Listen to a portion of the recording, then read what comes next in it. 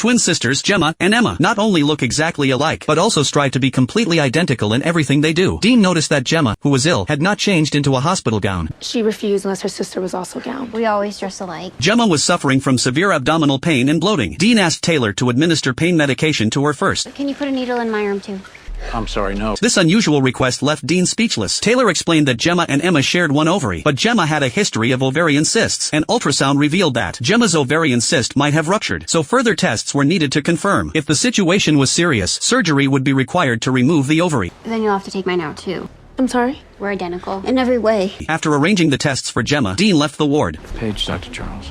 Gemma and Emma stated that they did not need to see a psychiatrist, as they were happy. Charles said that Gemma's cyst had ruptured and was bleeding, so surgery was necessary, and in extreme cases the ovary might need to be removed. Emma said they planned to get pregnant together. If Emma couldn't get pregnant, then neither could he. The sisters said that when they were children, their mother hated them wearing the same clothes, so once they had the chance to move out, they not only wore identical clothes, but also ate, bathed, and used the restroom together. They thought the pandemic was great, because it gave them more time to spend together. To tell where one of you begins and the other one ends. Exactly.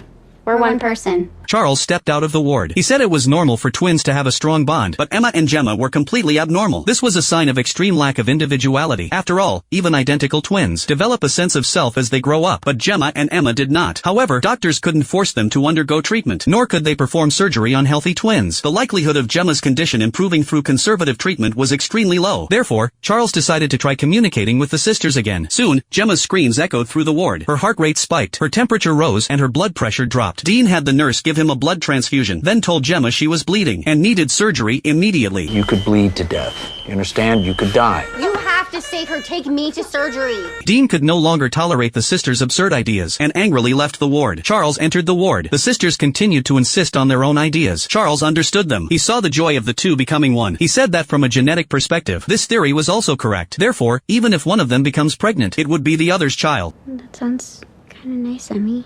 We'll think about it. Blueprint Charles had drawn for them. Gemma lay on the operating table. Dean told her it wasn't a major surgery. It might not even take an hour. The anesthesiologist began administering anesthesia to Gemma. Charles saw Emma outside the operating room, sitting there, looking terrified. Charles approached her and said that for the sisters, making this decision was very difficult. Emma said they wanted to have their own child. Charles said they would definitely have one, and they would both treat the child as their own. Emma's expression suddenly became strange, and she kept saying I'm sorry to Charles. She wouldn't listen. Do what? When Charles realized what had happened, he rushed into the operating room. No. Dean looked at the patient lying on the operating table in confusion. Fortunately, Emma had only been cut open in the abdomen. The decoding surgery was over. I have matching scars now. Maybe that'll be enough to satisfy him.